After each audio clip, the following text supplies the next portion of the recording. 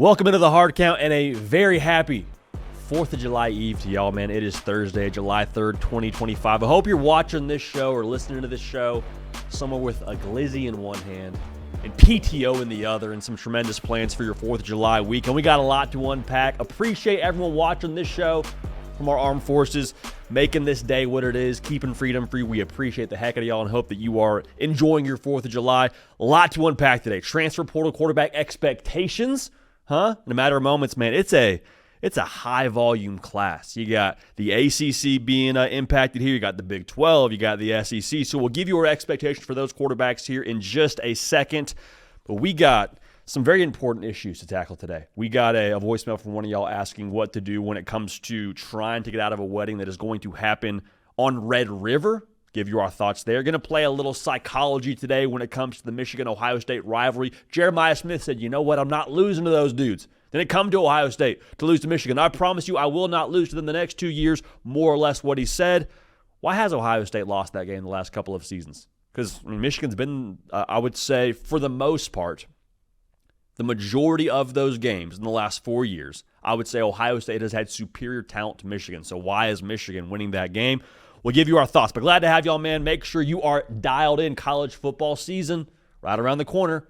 College football season, though, is always going on this show, The Hard Count, on the On3 YouTube channel, so appreciate y'all being subscribed and being locked in. All the college football sickos now, our time has arrived. All right, no more time for this discussion around other sports. And, I know you got a lot of things going on in the summer, but just make sure you're dialed in here. A lot going on here. We appreciate y'all making this show what it is. So let's get to it, man. What can we expect from this transfer portal quarterback class? We did the segment on the first-year starting quarterbacks on our last show, but let's attack our expectations for transfer portal quarterbacks here in 2025. I want to start with John Napier at Oklahoma, transferring over from Washington State. Let's get the obvious out of the way. I have a very open affection for a one John Napier. Yes, it's the lettuce. Yes, it's the swag. Yes, it's the transferring from a smaller school of sorts optically to the SEC and playing for Oklahoma, the mobility, all that, the play style, all that aside. I'm expecting John Napier to just make Oklahoma a problem again, dude. Didn't it feel weird 2 of the last 3 years seeing Oklahoma be a 6-win football team with that logo? And I don't have any skin in the game. I'm not an Oklahoma fan. Didn't grow up in Oklahoma. Never been in Norman. I'm sure it's wonderful. But Oklahoma, not a team that's supposed to be fighting to make a bowl game. That's not their MO. I'm expecting Oklahoma, even with their schedule being as brutal as it is, and it's tough now. We just finished the Squid Games. Both myself and Caden Smith independently watched it. Oklahoma's schedule is the equivalent of the Squid Games. John Napier, what he brings to the table, he's just hard to game plan for in general.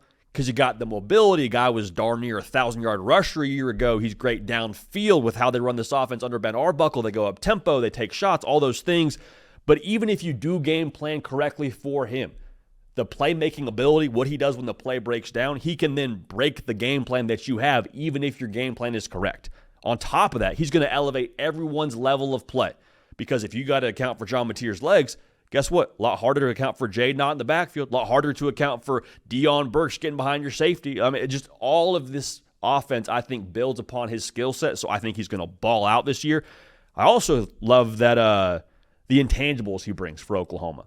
Like, in addition to him, bringing something from the on-the-field perspective, we've said this a lot, though. I expect him to bring the swag back to Oklahoma, man. Listen, dogs travel in packs.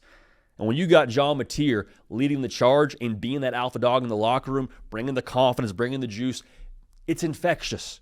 If I trust number 10 who touches the football every single snap for us in Norman, and I'm a receiver or I'm a linebacker or I'm a safety, I'm a whoever I am, I'm going to have some of that confidence rub off on me a little bit. And that's going to make Oklahoma better. So I think that's what Oklahoma's been missing. I think he brings all that to the table.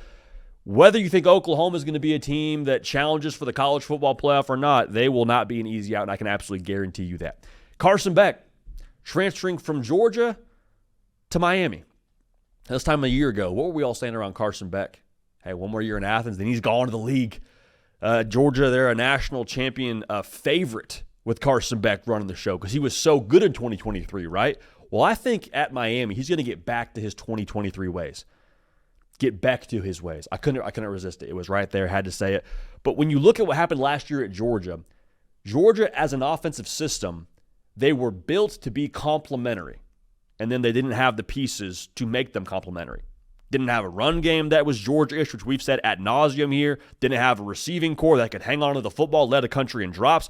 Defense was spotty. So, you're asking Carson Beck to be a product of a complementary offense. And then pretty quickly throughout the course of the season, you saw, hey, we don't have the pieces to make this whole thing work how we want it to. Carson Beck, go win some games for us. And he did that in different points.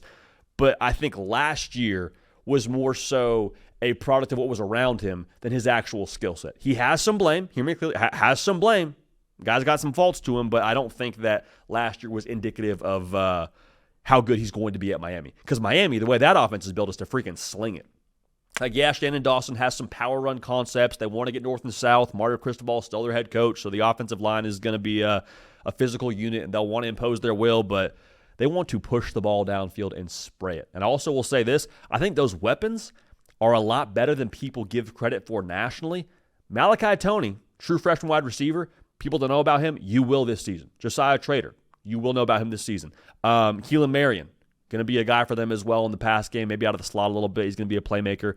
There's some names you don't know about as much, but there's still enough there for Carson Beck to maximize his skill set. I think he gets back to his ways. I think he plays his way back into being a first-round pick, and I think Miami scores a lot of points, and Carson Beck leaves no doubt as he finishes out his college career in the 305. Now, Jackson Arnold making his way out to Auburn, transferring from Oklahoma to Auburn. Here's my expectation for him. My expectation is that Jackson Arnold gives Auburn fans the gift of letting them know they were never insane for expecting the offense to be good under Hugh Freeze. Because I think for the last couple of years, you kind of feel like you got catfished. Hey, where's Neve, man?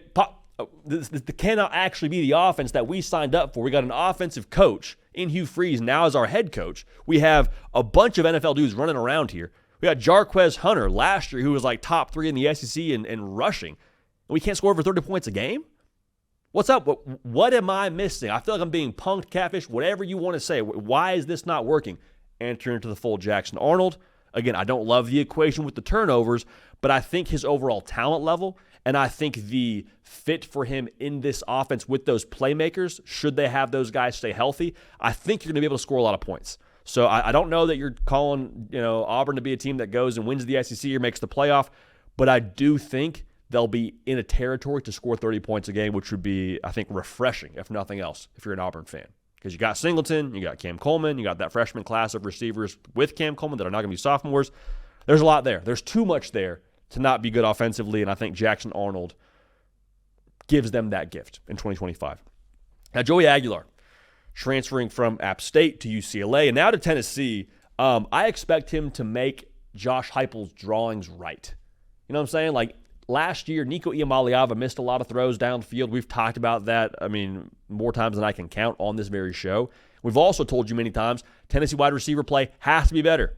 No way around it. Got to go win your one-on-ones. Got to be available to the quarterback. Like, you got to go make some plays. But in that exact same vein, when you watch back last year, as much as there is to be desired from the Tennessee wide receiving room that's coming back this season, there's still a lot of plays out there just strictly off of who your head coach is and who your play caller is with how he draws it up. So Joey Aguilar, he may not go for 4,000 yards passing and he may not win the Heisman Trophy, but I think with the amount of plays there will be to be had in the pass game, I think his experience playing college football, I think that will lead to some composure. Composure should lead to steady hands when there's plays open downfield, and I think he'll be good enough to get that done for Tennessee. Now, if he cuts down on the turnovers, Tennessee's going to be right back there on the college football playoff conversation, so keep an eye on that. Thomas Castellanos, man. This is a guy, just quite frankly, he's grown on me a lot this offseason. The whole thing at Boston College where he more or less quit on the team didn't resonate all that well, but he's talking his cash to Alabama via the conversation with Pete Nakos. I expect Thomas Castellanos for Florida State just be a shot of caffeine a little bit, man. Like, the energy that he's bringing to this roster from him talking his cash to Alabama. Like, I understand you don't want to give Alabama some extra motivation, but gosh dang it, dude, where was any sign of something like this a season ago? There was no pulse last year for Florida State. It was abysmal. Post-Memphis, you're just like mailing in the rest of the season. There was no fight. There was no energy. There was no drive. Thomas Castellanos, at the very least, will give you that. All right? The other thing that I love is the fact that he fits really well with Gus Malzahn's system. Last year, it just felt like Florida State had no offensive identity. If nothing else, you will know what you are getting from the Florida State offense every single week with Castellanos at quarterback, with Gus Malzahn calling the show. You'll run the football. You'll be downhill. You will operate with a certain level of tempo. And then when defenses overcommit, you'll push the ball downfield. That will be the formula. Last year, you're like, I think we want to run the ball, but like we can't really run the ball that well, and we can't protect DJU, and then guys can't. Like they were just, you didn't know what you were watching every single week. You'll know this year with Castellanos. He'll give you caffeine, give you identity. Good enough for me in a year where Florida State's just looking to get back to neutral. So take of that as you will. Caden Salter, transferring over from Liberty to Colorado. I think he's going to win the job in Boulder, which is why we're having this discussion. My expectation for Caden Salter is to keep the fastball for Colorado the fastball.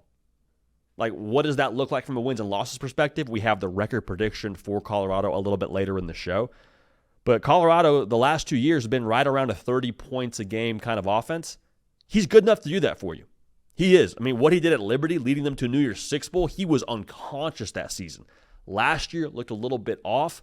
I think he has all the tools to keep this Colorado offense humming at that level. And also, I think there's a lot of weapons for Colorado in a Joe Williams, Omarion Miller on the perimeter for him to be surrounded by enough talent to maximize his skill set in this offense.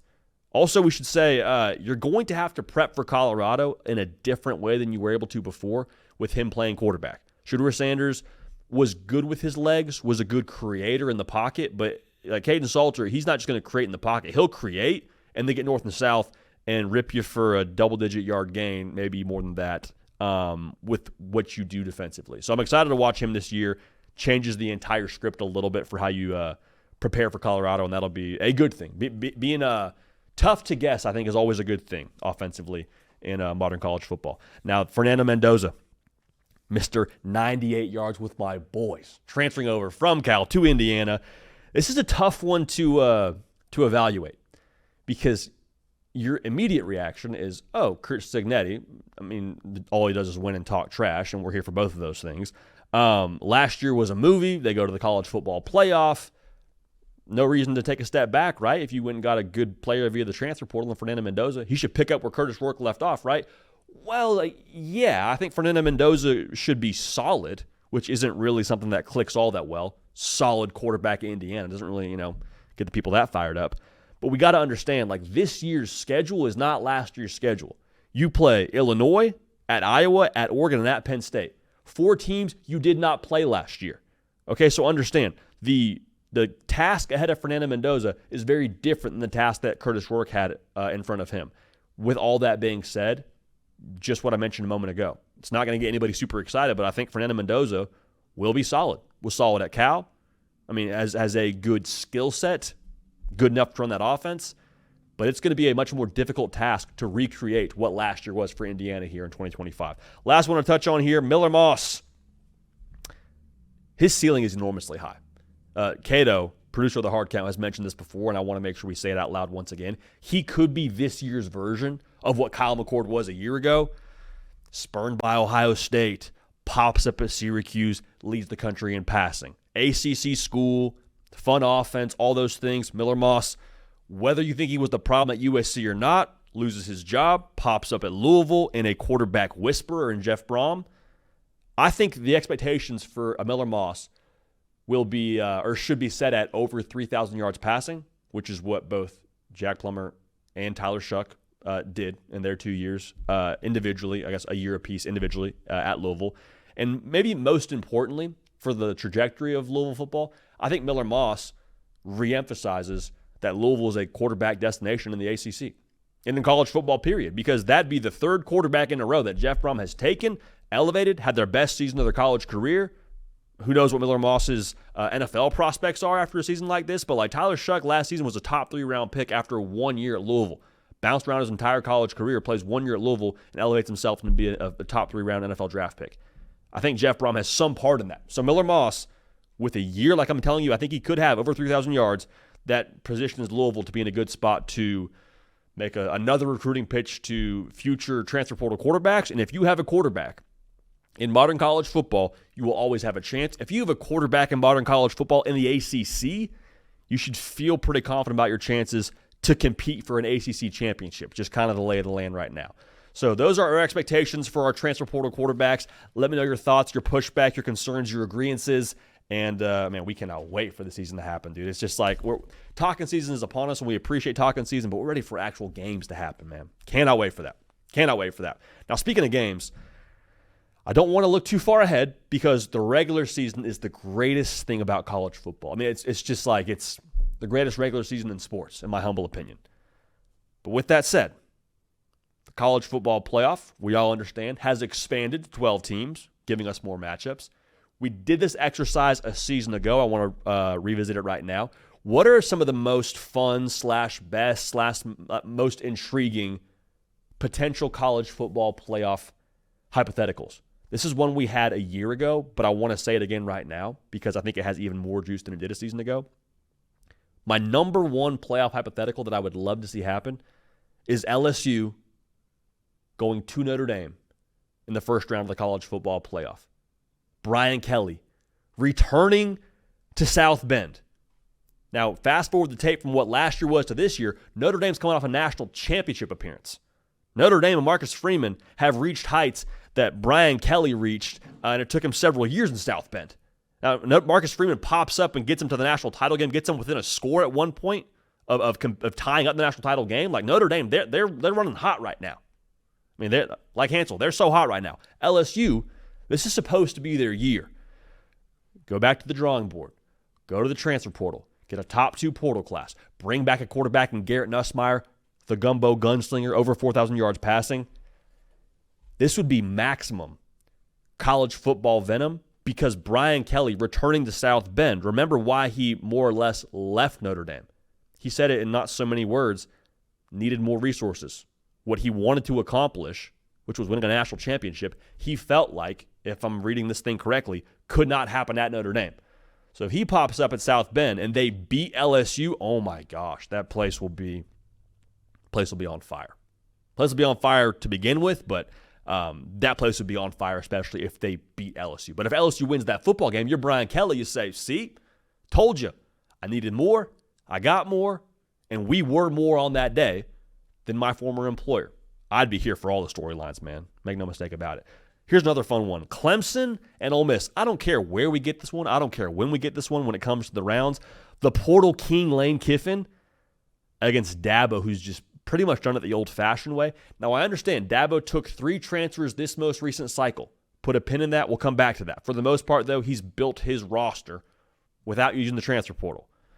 This would be super eye-opening, I think, for all of us as college football fans, because this would give us a really interesting sample size as to what is the best way to put your roster together in modern college football. Because this is supposed to be Clemson's best team they've had in a minute. Returning quarterback, number 1 returning production in college football. Like this should be the year where Clemson's dangerous, and I think they will be dangerous. But Ole Miss, if they're in the playoff one, like if you're listening on podcasts, we're golf clapping it up for Lane Kiffin. They took 32 transfers. Like last year was supposed to be the year for Ole Miss. If they get to the college football playoff in a year with a first-year starting quarterback in Austin Simmons and much less, I think, proven star power than they had a year ago when Walter Nolan was on the defensive line and all those pieces, Ole Miss being in this game in itself, I think, is eye-opening. But if Ole Miss beats Clemson with 32 transfers, a first-year starting quarterback that graduated college at 12 years old, like I'm just saying, that would tell us a lot, I think, about the direction as to not just Ole Miss, but all of college football. Now, I told you to put a pin in Dabo taking a couple of transfers, right? I want to revisit that right now. What if Clemson not just beats Ole Miss, but they win a national championship? And Dabo Swinney did it the first time he really actually utilized the portal. He didn't go crazy and take 10 transfers. They took 3, and those 3 transfers end up in some way, shape, or form with the roster they have, making some kind of difference for them when it comes to their national championship aspirations. Y'all know the movie Shutter Island? There's a quote at the end of Shutter Island where Leo DiCaprio says, "Is it better to live a monster or die a good man?" I think Dabo after getting a taste of the portal and winning a national championship, would have to ask himself that question. Is it better to live and win natties by maybe going against your traditional values of using the portal? Or is it better to win the ACC every now and then, make the playoff, when you just kind of go the traditional route? Now, full transparency, I think Dabo would say, to heck with that. I'm here to win ball games, and I'm here to get Clemson and win national championships, so we'll use the portal as much as we need to. But I wonder if maybe you just get a little taste of that portal. Good things happen, and maybe Dabo takes 5 transfers next year, 7 the next. I'm just saying, I'd keep an eye on that. If that's the way this thing goes, that's the way this thing breaks, I'd keep an eye on that. Now, Michigan at Ohio State as a college football playoff hypothetical matchup would be absolutely, electric in itself, because you'd have, I think, the best rivalry in sports outside of Army-Navy with maximum exposure. Everyone and their mama that doesn't even care about college football tune in the college football playoff because it's on at whatever, social gathering you're at. That'd be a good thing. But put yourself in this scenario. What if this is a game where Michigan is at Ohio State, so Ohio State's hosting a first-round playoff game yet again, but this is a game that's happening after Ohio State loses in Ann Arbor to end the regular season? Just let that settle for a second. Can you imagine a world like that? For Ryan Day, the vibes, the pressure would just be like, vibes would be bad, but pressure would be through the roof. We thought there was pressure on them to beat Tennessee when they were in Columbus last year after losing to Michigan. Imagine they have to play Michigan a second time in 2 games. That itself, holy smoke. Ryan Day would not be able to go out in public if they lost to Michigan at the end of the regular season and then in the college football playoff in the first round. That's just full I don't know what it means for his job security, because the guy did just win a national championship, so I'm not here to speculate on that. But all the good feelings from winning a national championship, I think, would be very quickly down the drain if you lose to Michigan twice. Now, on the other side, though, let's just say that's not the case. Let's say that Ryan Day beats Michigan in the end of the regular season, and then he goes out and beats them in the college football playoff. I think at that point, all the sins are forgiven of what's happened against Michigan the last couple of years. Just say 2 times in 1 year and 1 to send them home for good in the college football playoff. Okay, Ryan Day, come back over here. That'd be, I think, as good of vibes as winning the national championship this past season, just so we're all aligned there. Now, for Michigan, if you beat Ohio State twice, in the same season, that is, I think you have this feeling of indefinitely we own Ohio State. You kind of feel that way right now, and I don't think, based on the last 4 years, you're all that wrong for feeling that way if you're a Michigan fan. But on the other side, let's say you lose both games. Lose to Ohio State the first time in Ann Arbor, and then you lose in the college football playoff in Columbus. Same thing we said about Ryan Day with the bad vibes, or the good vibes, I should say, being gone. Good vibes would be gone from the last 4 years, I think, if you're a Michigan fan. Like, very, very quickly. In a matter of, a month?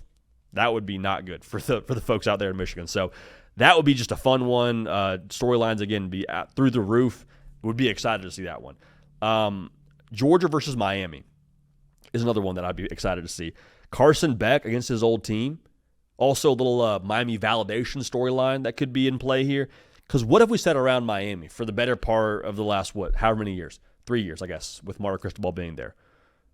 Big logo, good recruiter as a coach, use the portal well, good resources, haven't won anything. That's what people have said around them. And it hasn't been all the way untrue. I think the way they've gotten better every year deserves some attention. But, if Miami can beat Georgia, remember how Notre Dame's win over Georgia totally changed our perception as the college football public around Marcus Freeman and Notre Dame football and their trajectory and all those things? It could do the same thing for Miami. Because however you feel about Georgia right now, however you feel about Kirby Smart right now, that's still the best coach in college football right now. That's still a team that's won 2 national championships in the last 4 years. Make no mistake about it. They're still one of the big dogs in the sport, regardless of what your opinion is. Those are the facts. So if Miami could beat them and knock them off, that would do a lot for the, I think, validation of what Mario Cristobal has built there. And for Carson Beck, a team that, all the conversation was how much he underachieved in 2024, go out and beat them. Carson Beck says, okay, if you were, speaking to the college football public, y'all had all that to say around me and what I wasn't, and how do you like me now? I just beat my old team that's probably littered with NFL talent yet again on the defensive side. And for Georgia, if they win this football game, there's probably a lot less to take from it. I think it would just be kind of a head nod of yep, still Georgia. Yep, still Kirby Smart. No, they haven't lost a step. Yeah, last year's college football playoff loss to Notre Dame was unfortunate, but like that's still that G logo, still Kirby Smart, still that visor. We move on. Honorable mention here, and this is, again, another hat tip to Caden Smith on this one, Cato, as we call him on the show. LSU and Penn State playing in the semis of the college football playoff. Think about this. James Franklin versus Brian Kelly in the Bridesmaid Bowl, baby. Always the bridesmaid, never the bride. That's how it's felt if you're an LSU fan or you're a Penn State fan. A lot of good years. A lot of fun regular seasons. A lot of good Saturday afternoons in the fall where you go home and your team had a big win and it's awesome. But when you play those big games, when Ohio State's playing Penn State, or when LSU is, I guess last year playing Alabama or trying to win the SEC, hasn't broken your way, has it? But if you're in a spot with those two coaches playing each other with a chance to go punch their ticket to the national championship, one narrative is going home empty-handed. Either Brian Kelly gets over the hump or James Franklin gets over the hump. Either one getting it done, quite frankly, I'd be fired up for. I'd be excited for either one of those coaches because I think it's a matter of probably when, not so much if. But someone leaves there with the narrative of, told you they still can't win the big one. It's them. It's the coach. And someone leaves with, man, good for him. Finally got that monkey off his back. That'd be awesome. I'd be all the way here for that little get the monkey off my back, get over the hump, bridesmaid bowl, whatever you want to call it, LSU and Penn State. I'd be here for that one. So let me know the playoff hypothetical that you're maybe most eager for, most looking forward to. I hate to say this, and I hesitate to say this, but it will be here before we know it. We're going to blink. It'll be December. It'll be on-campus college football playoff games. We'll all be like, dang, weren't we just talking about media days happening? Didn't we just get our Phil Steele preview? Didn't the college football 26 game just drop? I know. Hang on tight. Enjoy this. Enjoy this season. Enjoy this lead up to the season, too. We'll make sure we do our part on this show. One thing that makes the season so special is rivalry games. And we got Jeremiah Smith talking his cash the other day to The Athletic, saying, I promise I'm not going to lose to Michigan. Paraphrasing, but basically what he said. And it got me thinking. One, I love this from Jeremiah Smith. I love this edge. I think Ohio State, quite frankly, needs more of this edge.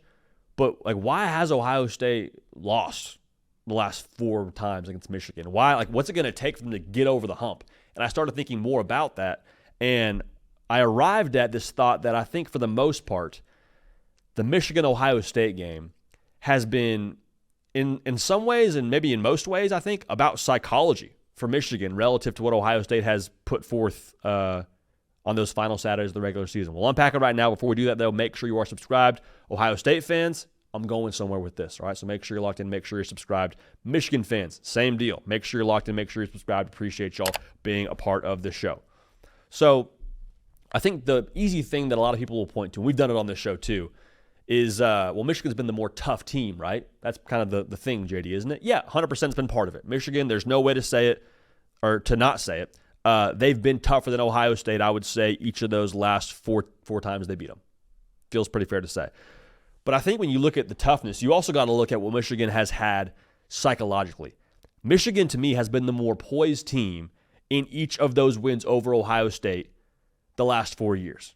Like, just look at the halftime scores for Michigan against Ohio State. 14-13 Michigan in 2021. Final score, 42-27. Poured it on in the second half. 2022, Michigan's down by 3 in Columbus. We were there, 20-17. Also, Ohio State is stonewalling at that point. Michigan's run game. Final score, 45-23. 2023, Michigan's up 10-14, the largest lead of anybody in the last 4 years in this game. Finished the game with a 30-24 win. That was the drive where Kyle McCord threw a pick, and they were driving to try and get it done, but throws a pick, and that's the end of the game. 2024, it's tied 10-10. Final score in a barn burner in a shootout. Michigan goes up and wins 13-10. So why are we talking about this? I'm talking about this because in each of those spots, both of those teams have gone into the locker room and had to figure out their adjustments. That's one part of it. But also they've had to try to rally the troops, find some momentum, find some juice, and have the presence to manage that moment. Because for both sides, it means everything. That's the thing that I think is funny about the discussion with Ohio State is people saying, oh, well, it doesn't mean enough to them. Ryan Day doesn't get the rivalry. They got to recruit more guys from Ohio. Some of that has some merit. Some of that I think is just a little bit ridiculous. It's not a matter of how much it means to Ryan Day and Ohio State. It's not a matter of how important that game is to them. It's they get to that game, and in multiple spots now, we've seen them, whether it's a toughness thing or whether it's more a poise thing, play a little bit tight. Like, you're telling me that in 2022, in the second half, when you're in a spot where you're up 3 points, Michigan holds you to 3 points in the second half when you have C.J. Stroud and Marvin Harrison Jr. on your offense. You score 3 points in the second half. I don't think it's a talent thing. Call toughness if you want to call it toughness. I think it's a poise thing. I think it's a ability to reset and have that killer instinct in the second half to go get it done. Ohio State, for my money, has lacked that. And Michigan, quite frankly, they've majored in that. And when you look to what's going to happen here in 2025, both of these teams, I think, psychologically, are at a fascinating spot. Because for Ohio State, you had a lot of teams over the course of the last, call it 2, maybe 3 years of these 4 losses that have kind of had to live with the Michigan loss for a while. And sometimes that can be a good thing. I don't think it was a good thing for Ohio State. Like Jack Sawyer, JT Tuimoloau, a lot of those guys, like they had never beaten Michigan. And every single year it's like they're getting tight, they're getting worked up. It's about beat Michigan, beat Michigan, beat Michigan. And then you get to that game and what happens, and it's, a total fallout. But like Ohio State, yeah, Jeremiah Smith lost to Michigan one time. He's not living with the 2021 game.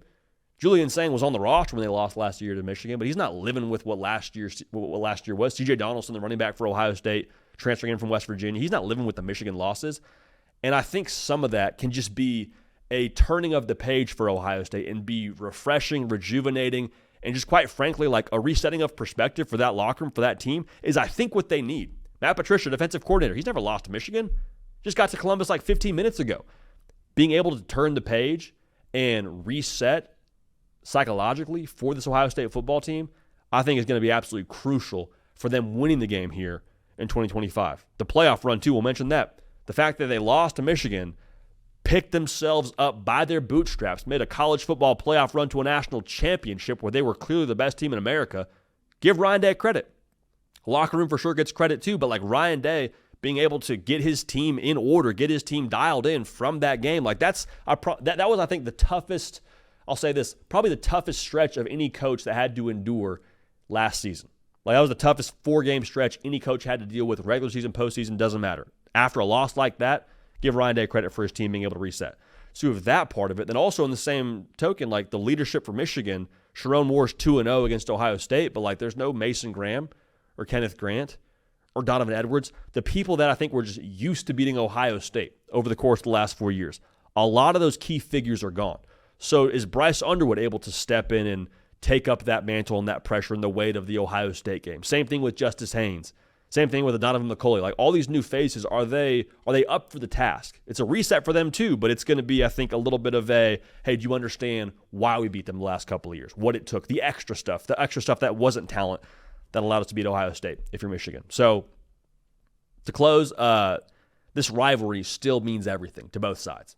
I know the playoff expanded. I know there's a chance we get this game more than once, which I'd be here for that. But like this game for both sides still means everything. Doesn't matter who won the last 4 years. Doesn't matter how many times it came down to the final play or whatnot. Like this still means everything to both fan bases, and that's what I think makes college football a touch unique.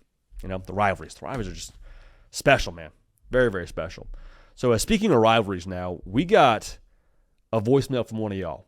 Give us a call, 629-888-3931 to leave us a message and get on the show. Keep it kind of brief, though, if you can, just so we can make sure we get you on in a concise fashion.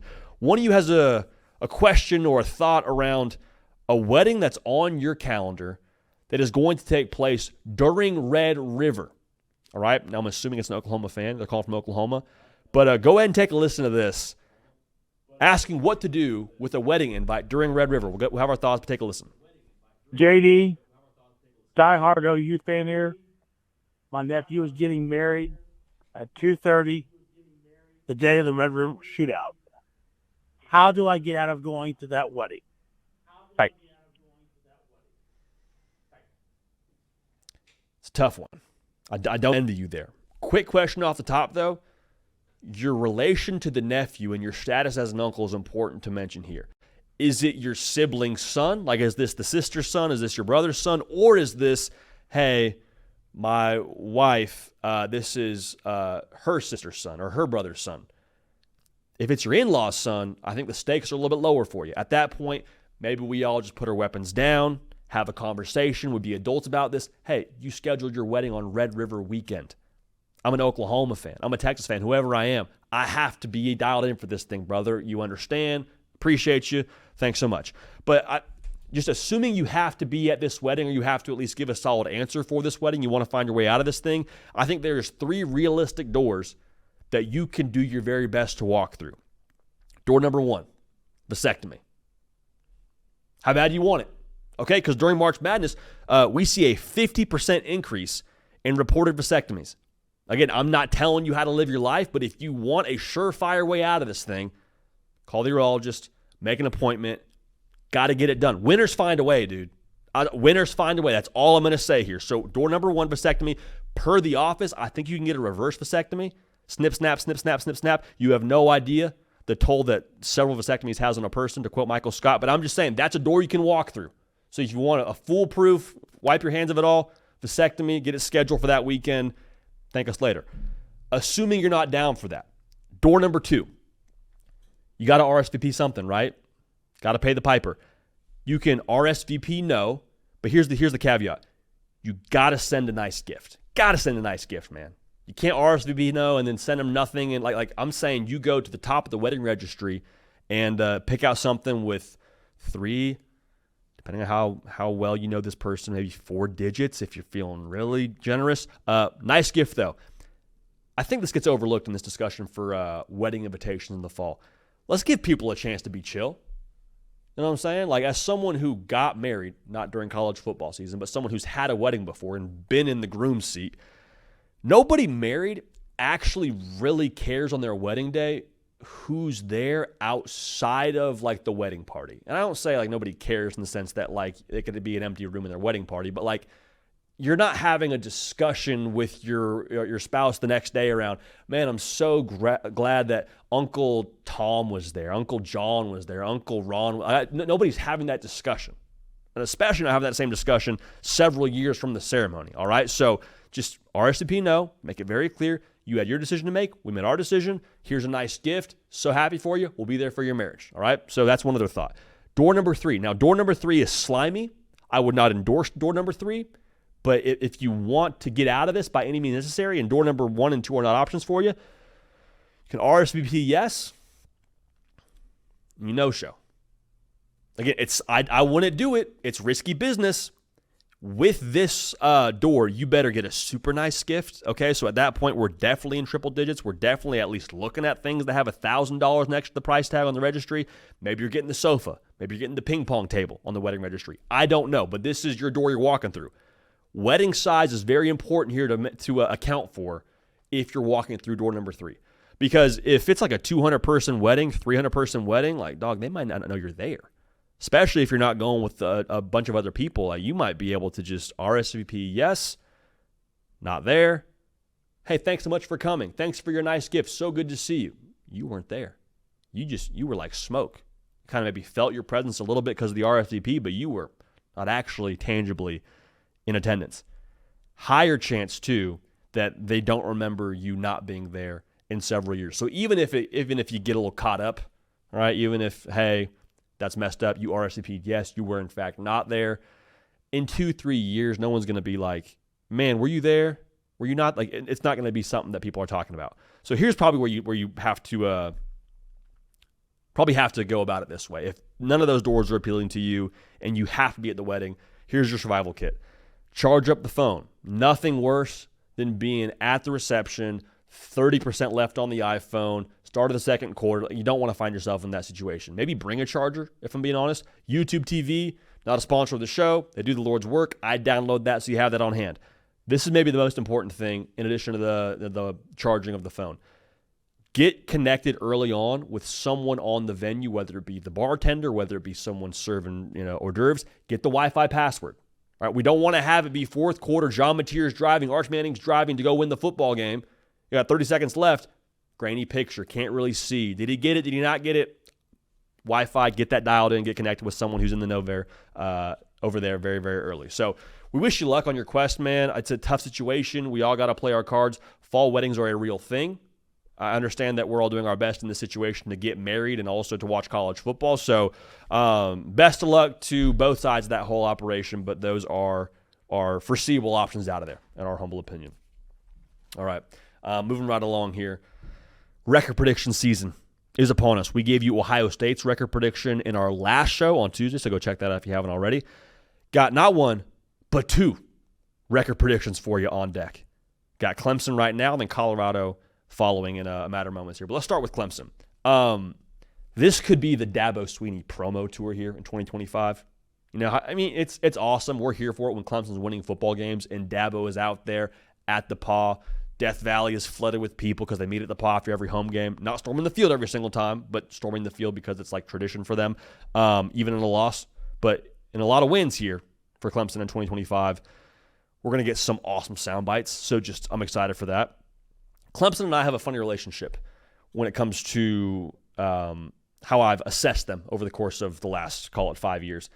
In 2021, I picked Clemson to win a national championship, and I picked DJ Uiagalelei to win the Heisman Trophy.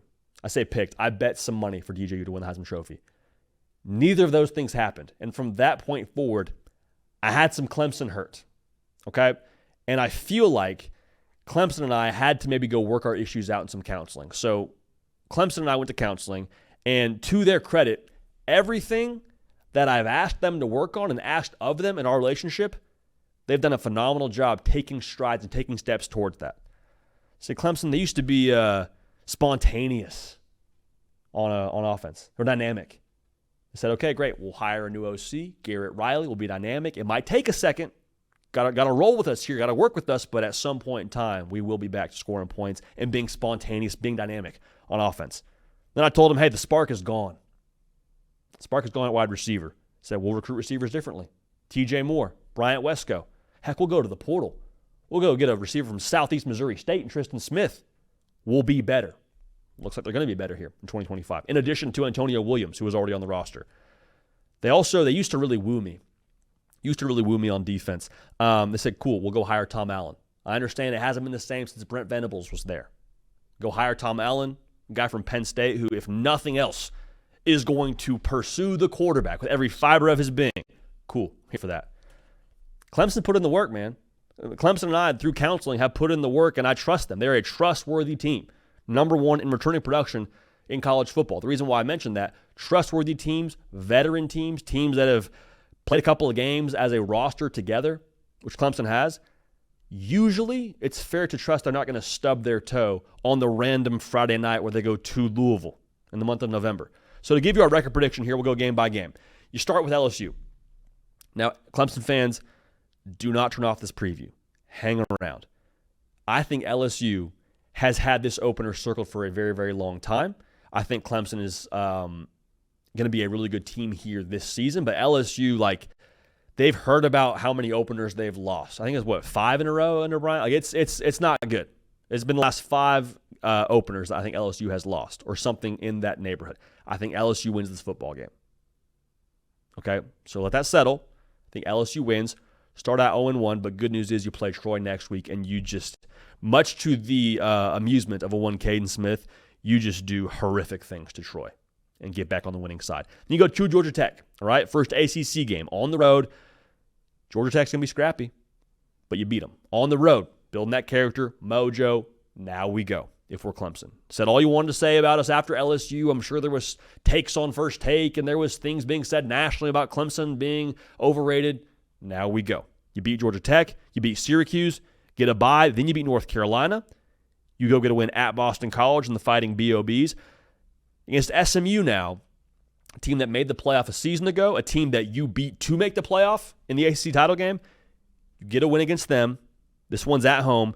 This is the flag plant, right? This is the spot where you say, nope, we're for real. All the things you believed about us preseason, those are for real. You beat SMU. You beat Duke, as good as I think Darius is going to be, and Manny Diaz has got that program trending. You beat Florida State. I think they'll be better, but I think you beat Florida State. I mentioned the presence, the veteran presence. You beat Louisville at Louisville on a Friday night. That's a veteran win. A win where other teams would have stumbled and lost on the road Friday night, weird end of the season. But you beat Louisville, keep the good times rolling. You beat Furman, the Fighting Billy Napiers, his alma mater, and then you go to South Carolina. This is one I went back and forth on for a while because I love me some Lenora Sellers. But I just think how veteran Clemson is and the momentum they'll have from that game, also, or going into that game, and also the fact they already have a loss out of the way. They know what that feels like. I think they go get a win at Willie B, avenge last year's loss, and beat South Carolina. So at that point, Clemson finishes 11-1, undefeated in the ACC. Heck, get a win over the SEC just for good measure to finish your season. College football playoff berth. Dabo's promo tour is electrifying, and we're all having a good time talking about the Roy Bus and everything that comes with that. So that's our Clemson prediction record, or our record prediction for the Clemson Tigers. Let me know your thoughts in the comment section. Now, let's move on here. Record prediction for Colorado. Their over-under win total is set at 6.5. Very tricky team to assess here in 2025. I think in some respects you could say they are the trickiest team to assess in 2025 because Shadour's gone, Travis Hunter's gone, other weapons on the offense are gone. But I do think that this is the next phase for Deion Sanders, and I think the overall floor of the roster talent, as we've said many times, I think the floor is at a higher place. Now, what does that mean when it comes to wins and losses? We'll unpack in a second. But this is the season where I think we get to get a better what's the right word? This season is going to accentuate the chops as a coach for Deion Sanders because you lost your quarterback to the draft. You lost your Heisman Trophy winner. What can you do to adapt building a roster? What can you do from a game plan perspective to adapt on a week-in to week-out basis? Best coaches in the sport, they find a way to adapt. Deion Sanders went from 4 wins to 9 wins. He's clearly been able to adapt his roster. Can you do it again when you lose so much talent from what last year was? But hear me before we jump into the record prediction. The prime era at Colorado is already a success. Like, it's a polarizing figure is Deion Sanders because he says what's on his mind, operates differently to his own drum on the recruiting trail, uses the portal, whatever. People have strong opinions around Deion Sanders. But even in the midst of all the different opinions of it's not going to work or he's the greatest coach in college football, what he's done at Colorado is already a success. To go from 1 win before he got there to then being a 9-win team last year competing for in the Big 12 title race in the month of November, like, he's already made Colorado relevant, competitive. It's a success. So, record prediction for me when it comes to Colorado, I think the game against Georgia Tech to start the year worries me a little bit. Georgia Tech has more continuity. They bring back their quarterback in Haynes King. Their run game will be dynamic with Jamal Haynes toting the rock. I think Caden Salter starts for you, but I think it might take a second to get rolling for Colorado in 2025. So I think you drop that game. You beat Delaware, get on the road and beat Houston, beat Wyoming. Okay, we're rolling now. First game of the Big 12 season for Colorado. You'll play BYU. BYU's going to be ranked probably, top 15 to start the year. Who knows where they are when you play them. But I don't know a lot about BYU right now, y'all. Don't know who's playing quarterback. They got to come to you. I think at that point, Colorado's got some momentum from the past 3 games. They get a win. They beat BYU. Go to TCU. Now, I like TCU a lot this year. They bring back 64% production from last year's offense. Josh Hoover is a dog. Had a chance to go a couple other places, I think, this past offseason via the portal. Decided to stay at TCU. They'll be really good, will TCU. I think you drop that game with it being in Fort Worth. You play Iowa State. I think you also drop that game, which is the Matt Campbell of it all. They'll be tough. They'll be physical. They'll be a little bit frisky. I think you lose that game. And then I think you also lose the game at Utah. So you're a Colorado fan. You're saying, JD, you just told us we were going to be better. You just listed off 4 losses. What are we doing here? You tell us we're going to lose to Georgia Tech, losing to TCU, losing to Iowa State, and we're going to somehow, some way lose at Utah? What's 8-4, JD? I hear you. Just hang on. A win over Arizona, mojo. A win at West Virginia, mojo.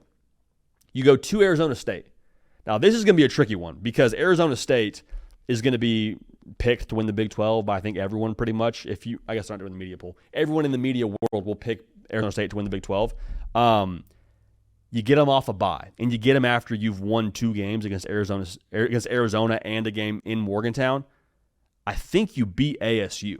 I can't explain it. The Big 12 is nuts. I have no real logic behind this pick besides saying I think you beat Arizona State based on momentum, based on getting the bye, and the fact that they got to come to you late in the season. And then you go to Kansas State. All right, now Kansas State, I love me some Avery Johnson. Love Avery Johnson. But last year, you had Kansas State on the ropes, man. In Boulder. Probably should have beat Kansas State if Travis Hunter plays and stays healthy and all those things. I'm just going to go ahead and assume that the defense is improved from what it was last year and you don't get run on like you did last year with DJ Giddens. Was a problem last year. I think that you actually win that game as well. So your 4 losses are to TCU, Iowa State, Georgia Tech, and Utah. Georgia Tech started the year, so we're out of order there, but you catch my drift. I think those are your 4 losses. Now, 8-4 with those wins, I think is a better overall Colorado team. But if you're watching this show, you're like, JD, I've heard you say Colorado will be just as good as they were last year, if not better. I'm not backing down from that statement. Just because you have 1 extra loss on the resume, the overall product of football, I think, will be better. I think you'll see a more physical team. I think you'll see a team that is continuing to take on the identity that Deion Sanders wants them to have. I think that they'll have that extra loss during the regular season, but they could still finish 9-4 with a bowl win, which is what they were this past year. You just swap out the bowl loss for one of those regular season losses. So Colorado, go ahead and cash the over. Got them 8-4 with some very solid wins over Arizona State and over Kansas State to finish the year. So Deion's got the boys finishing the year strong. All the way here for that. All right, we'll keep a good thing going here now. We got the Pulse the Program series moving right along. All right, I got Florida on deck for us here. If you're a Florida fan, I think your pulse heading into 2025, after the way that you finished 2024, was like tell me why we can't go get something done here in 25. Tell me why we can't go make the college football playoff. And if you're Ben Napier, the last 18 months for you have been such a roller coaster. You've lived 9 lifetimes in 18 months. Think about this. Going into the year, hot seat talk. Post A&M, he was basically fired, right? Basically, Billy Napier was a dead man walking after the A&M game. We had videos on this On3 YouTube channel in this studio, filmed and ready to go for when the news, if it broke, Billy Napier fired. We had a reaction video for you ready. That's how we felt about this whole thing. However, Florida comes out, vote of confidence. We're sticking with him. Okay, we'll see. DJ Lagway enters in. Florida becomes competitive. And then this year, after the way they finished last year, finishing so hot, winning 4 in a row with wins over LSU and Ole Miss, you're like, hey, playoff or bust, baby. Like, it's just wild whiplash for the folks out there in Gainesville, for Billy Napier, and for that fan base. But it's interesting the way that whole thing has happened, because I just gave you the series of events. Y'all know the book, If You Give a Mouse a Cookie, the children's book? Great read. But the whole premise is if you give a mouse a cookie, he's going to want the next thing. He's going to want some milk. He's going to want a bedtime story. And he's going to want, the book goes on. It's a great read. Keeps escalating every single time with whatever you give the mouse. This is kind of how Florida feels right now, but if you just ripped out all the pages in between the first and the last one. Like for Florida, they just got their cookie, which was have a good year to finish with DJ Lagway showing some promise, showing some flashes, some big wins. Give a mouse a cookie. Now he wants a college football playoff berth. Is really what's happening right now. And the thing is, man, Florida fans, I understand. I get it, dude. I hear what you're saying because you finished hot with 4 in a row. Like we said, your quarterback looked like the 5-star that he was out of high school. You got top 20 production back from last year that finished the way they finished. You've been patient. You're seeing Tennessee and Josh Heupel win double-digit games and win a New Year's Six Bowl their second year. You're like, year 4 for us right now. We want some ROI here. What's going on? I get it. I don't think you're all the way incorrect for feeling the way that you feel. But I think the discussion of, it's playoff or bust. If we don't if we don't make the college football playoff, Billy Napier is fired. I'm like, okay. Again, I hear what you're saying. I understand where you're coming from. I'm not even telling you you're wrong for feeling that way. But in reality, playoff or bust, playoff or fire Napier, are we sure that's the move? Are we sure we need to feel that way? Think about it this way. Let's say Florida goes 9-3. 9-3, I told you, I think is good enough or should be good enough to be in playoff consideration. But 9-3 last year, you were on the cusp if you're Alabama or Ole Miss or South Carolina, it wasn't good enough. Okay, so what if Florida finds themselves in that spot? Are we sure we want to blow up the roster with the portal?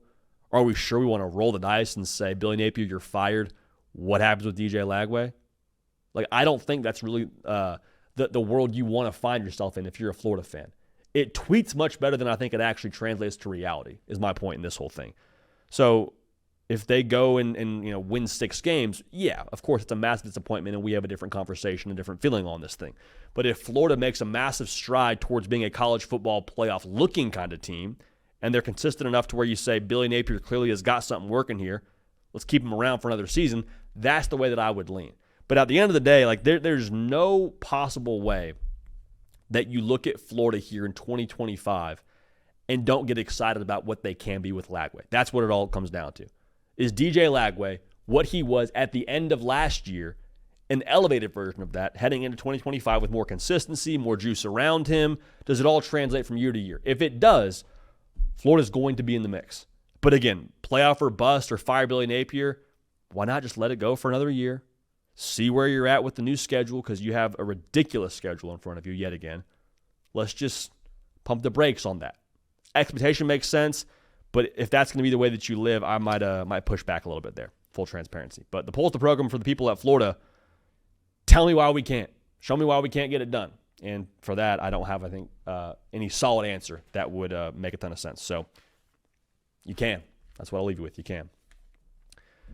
We've been doing our breakout player series on this show for the better part of last, I guess, couple of weeks. I want us to revisit a player that I've talked about a couple of times on this show.